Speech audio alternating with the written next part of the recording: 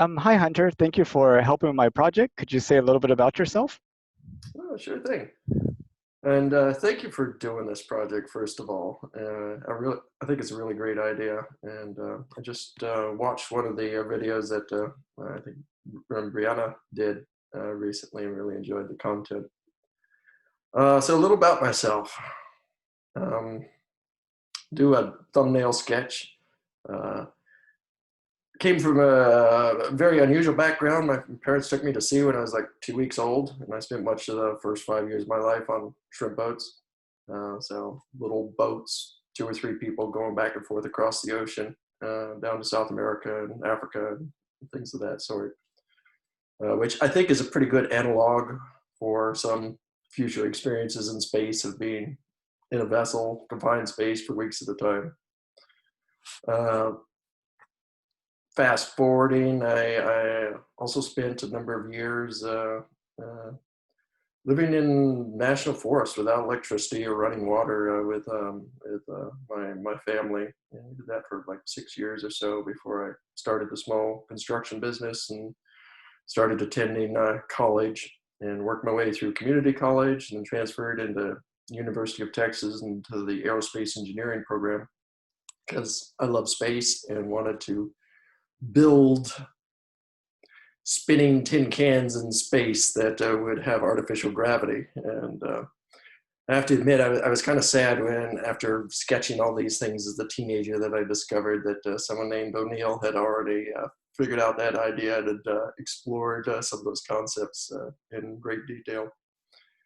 But I did aerospace for about a semester before I realized, or I thought there just wouldn't be that much happening in aerospace at that time. And it just, looking out at the Lockheed Martins and the Boeings, I was like, I don't see myself working for these companies and really enjoying life. So I switched to another love that I have, which is geology. And I finished out my bachelor's and then my master's in geophysics at the University of Texas. In my first master's, I was doing Antarctic aerogeophysics, glaciology, looking at how the glaciers change in Antarctica, and even got to spend 6 weeks down there helping to kit out the plane that we used to collect the data that I interpreted for my master's. And I mean, that was a bucket list experience. It was pretty incredible to be there. And again, when I think of um, bases on the moon or on the Mars, I think we will very much go towards an Antarctic McMurdo style research station. Oh, something happened to your audio. All right, are Oh, you there still you, able to? I can hear you now. It was All just right. brief. Okay, cool. So, and then my first thesis, I tried to bring in as much planetary science as I could. I looked for subglacial hydrothermal systems in West Antarctica as potential microbial habitats or analogs for potential microbial habitats on either Mars or Europa, where you've got rock, water, subglacial rock water interfaces, and you've got chemistry going on and things that microbial organisms could potentially use to survive. So tried to get some planetary science into there. Uh, Following masters, I got a job in Houston area at a consulting company that said, "Hey, you come join us. You can travel the world." So I spent the next 6 years or so doing uh, shipboard data acquisition, analysis, site selection for geochemical samples of the seabed, um, um, mapping the seabed. Spent a lot of time offshore Indonesia, South Africa, South America, and just got a lot of travel and sea time uh, under my belt. Uh, After about 6 years of that, I decided to join an oil company called Anadarko and became an exploration geophysicist there and looked for oil and gas, West Africa, and then Gulf of Mexico. And did that for about 4 or 5 years. And then I transferred into a new group that Anadarko had that was focused on machine learning and how to apply machine learning to geologic data. And spent about a year and a half working with supervised machine learning algorithms, helping to train them, and then providing feedback to our data scientist on how this algorithm is doing versus what a human could do and how it could improve it. So it was that iterative, multidisciplinary team that worked really well. I left, well, Anadarko got bought by Oxy. I left them in December, and I'm starting on what is hopefully the next leg or next chapter of my life story. I'm trying to break into the space sector, and I'm working on another master's degree through the Colorado School of Mines. They have a space resources graduate program. And so I've completed the graduate certificate, and I hope to complete the master's in space resources by December, and hopefully get a job with that. If I'm not able to find a job in the next 6 months with that, I'll probably go on to a PhD, but still evaluating it, and I'm in the job hunt and finishing up classes during a pandemic stage right now in my life. So that's the shortish version of my life to date. No, that's really amazing. I think about all sort of the real world experiences that you've had in terms of you were on a ship where you saw people doing real work, like that intersection, or that you were right on the seam between humanity and nature, you know, like in the real natural environment. And then you continued that with your Antarctica expeditions and all of the other field work that you've done. And the more I think about my life and the people I work with and the people I know and the people I've talked to, uh, that those experiences are very rare or uncommon among a modern city civilization life, where all of your interaction is very curated and packaged and Mhm. you know, maybe second or third removed from the actual nature. Mm-hmm. Well, that's an interesting perspective. Yeah. Well, I hope, because I mean, it takes all perspectives to make things work. And I think if we look forward into what our human experience in space will hopefully be, I mean, I personally would love to see humans living and working in space, like building an economy, raising families, buying, selling, doing, creating art, doing science. Like, I want to see people in space doing that, and whether it's on a planetary surface or the surface of the moon or in free space, as they call some of the O'Neill cylinder concepts. Like, I just really would like to see that happen sooner rather than later, and I want to be a part of that in some way. Yeah, I just feel like who are those people that actually are those first colonists and explorers? And I feel like the city doesn't create like the mindset necessary to be successful at that, whereas like the country does Right. in a way. Yeah, that kind of on the flip side of that coin, though, like almost all of and like for the foreseeable future, certainly my lifetime and probably our next generation as well, things are going to be pretty constrained on space. Like, people are going to have to get along and be able to bump elbows with other people and be able to enjoy it. It's it's nice to be able to go out and go for a 5 mile hike on a pretty mountain and kind of decompress. And that's probably going to be difficult in a number of the situations that you could envision. So possibly that city dweller perspective will be really valuable in that being able to really enjoy the interactions with people on a kind of a near nonstop basis. And so, as I say, I think it's going to take all kinds, and getting all kinds of people and all kinds of backgrounds into space is going to be where it's at. Because I mean, you just need everyone's perspective to make it happen. Absolutely. Um, and let's see, you said something towards the end that triggered a thought. Hmm. About your next career goal. And I was wondering if you were looking at places like the Lunar and Planetary Institute and like the Commercial Lunar Payload Services programs and those types of companies. I mean, like, uh, which type of companies are you considering? Yes. I mean, I've got persistent searches set up on LinkedIn, Glassdoor, and all those looking for opportunities at LPI, the CLIPS providers. I'd say probably Blue Origin seems to have the vision that it's most closely aligned with my own. And I think their phrase is having millions of people living and working in space. And when I saw that, I was like, I took the words out of my mouth. Like, that's exactly what I would love to see. So that's important. And and I think like right now, like I think the enabling technologies or the enabling steps are first lowering launch costs to orbit, to low Earth orbit. And there are people working on that. We've got Blue Origin, Jeff Bezos. We've got Elon Musk, SpaceX being highly successful there. I was so happy to see the Bob and Doug come back recently on the Dragon capsule. But that problem is being worked.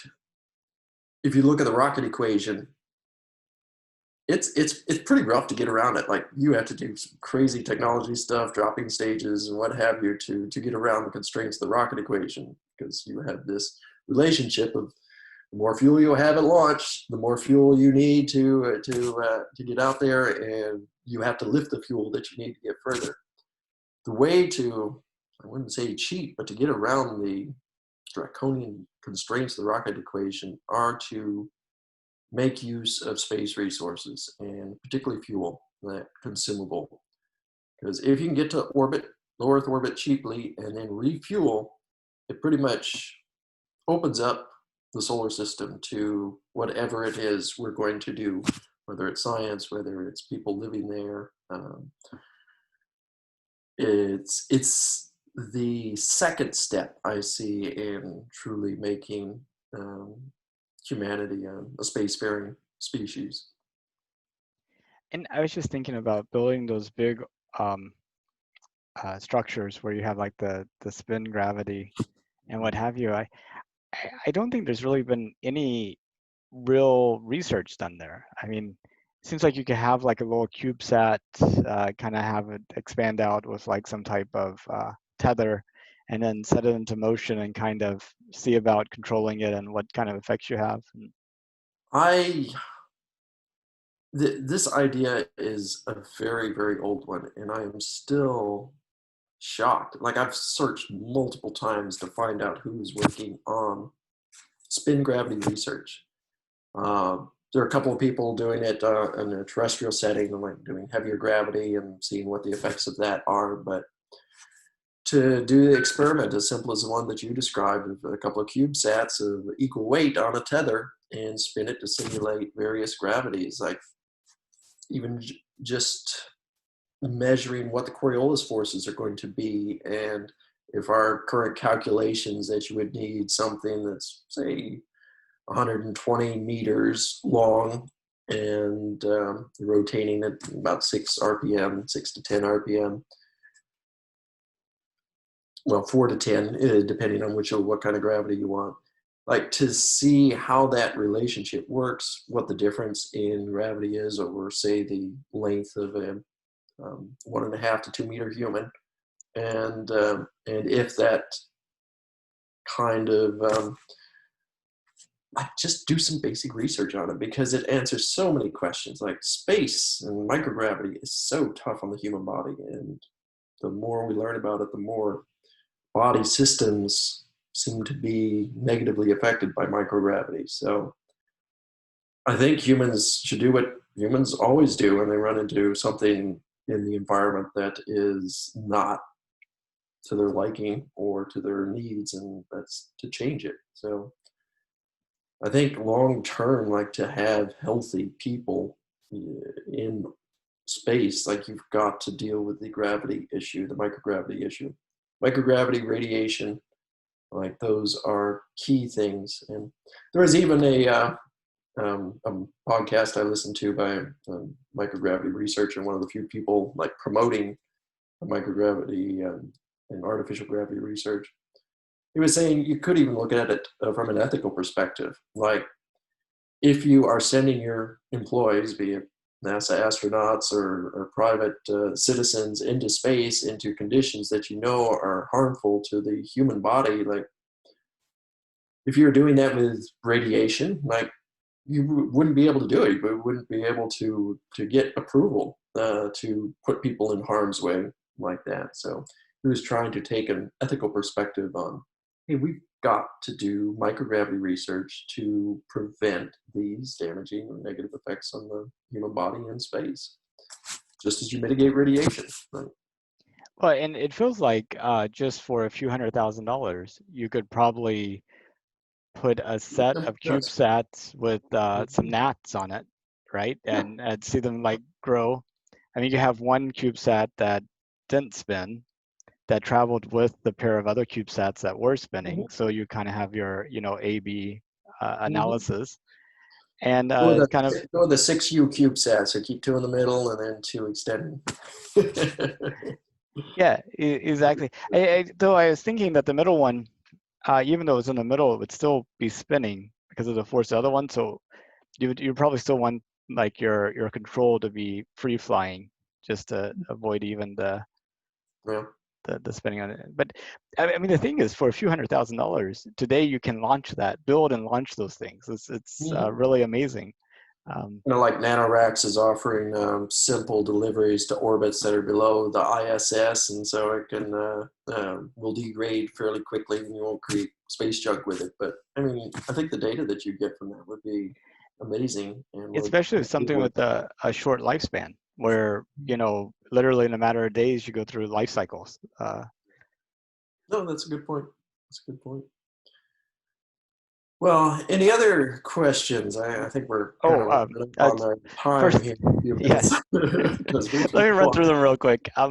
So when did you find out we were going to the moon in 2024? I don't know the exact date, but I'm pretty on top of space news, so it would have been really shortly after it was announced. Because I was following the 2028 timeline, figured that would happen, and then I remember when Pence made the announcement that they were going to try to shift it to 2024, and then pretty quickly NASA responded, "Okay, we'll land someone on the moon in 2024, and then we'll have the sustained presence by 2028." So that way, they were able to meet that. Both objectives and the kind of the hopefully realistic timeline. Although I have to say, with some of the current budgetary issues and NASA not getting the approval for funding that they need to start the research for development of 2024 stuff, or having those budgets curtailed, it's going to make it really tough even to get boots on the moon in 2024. But not impossible. I mean, because international partnerships opens up some Yep. options, and then also private investment as well. If it was safe and affordable, would you go into space? Safe and affordable, yes, yes. Yeah, I would love to do it. I think if it were so to get the number of launches, I really think that we're going to have point to point ballistic travel on the Earth. Like I think that will enable enough launches to make the development of rockets that can be affordable. Like you're mass producing them and you're reusing them, and the same vehicle is able to take you from New York to Tokyo with a little more fuel can take you into orbit. So you have that kind of optionality. I think that kind of change in our transportation would be amazing. And if you book a 1 hour flight to Tokyo from New York or from Houston to Sydney, then you get some weightlessness on the way. Like I think that would be my favorite way of experiencing microgravity. Yeah, and SpaceX is planning to provide such a service and be able to Yeah. offer it at the equivalent of a airline first class ticket price. So what they're aiming for. I would be totally on board with that. That Thank definitely takes care of the you. affordability thing, but the safe thing is I'm just wondering how many people have to go ahead of you before you feel like, oh yeah. Um, I mean, I'd probably take more chances if it were just me, but with my family, wife and daughter, like I want to see it working successfully for quite a while before doing it. Like getting down to equivalent to airline safety or thereabouts. Or So car safety, because airlines are safer than cars. If we get it down to car safety, then we'll take that chance. how soon do you think we'll see the first settler someplace off of Earth? And by settler, you mean someone that's staying, working, living in space, and with the expectation of staying there, right? Exactly. They don't come back. Yeah. I think that's most likely to happen in low Earth orbit. Probably people doing construction and providing services in orbital structures, be it hotels or research labs or what have you. And I don't know. I would think we're probably within 2 decades of it, 20 years. I mean, I'd hope that it'll happen within the remainder of my usable career. So Oh I would yeah, give it 2 decades. Mhm. that would be fantastic. 20 years, I can handle that. Yeah, yeah. Well, I really appreciate your time. I know we're kind of at the end. Is there anything that you wanted to talk about that we didn't get to, Ru? Oh, I mean, there are lots of things that I'd love to talk about. Even things about like why has space technology taken so long to develop, like why we've had this long hiatus in like advancing space technology and how essentially SpaceX and these other low cost launch companies came on the scene. So I'd love to talk about that and cost plus contracting and things of that sort. I'd also like to talk about like why NASA's kind of been shifting from one track to another, moon, Mars, moon, Mars, moon, Mars, for quite a while, and compare it with some of the other systems like we see in Europe, UAE with their 100-year plan, or China with their kind of focus on resources both in Antarctica and the moon. Those are conversations I'd love to have with you, either on another time or offline at one of our NSS meetings. That'd be fantastic. Well, anyway, I know we're right at the hour. Thank you so much for your time and good luck on all that. I look forward to, hopefully you'll come back and share your exciting adventures with us as you have them. Thank you very much, Nathan. I really appreciate you doing this. Okay, bye-bye. Bye.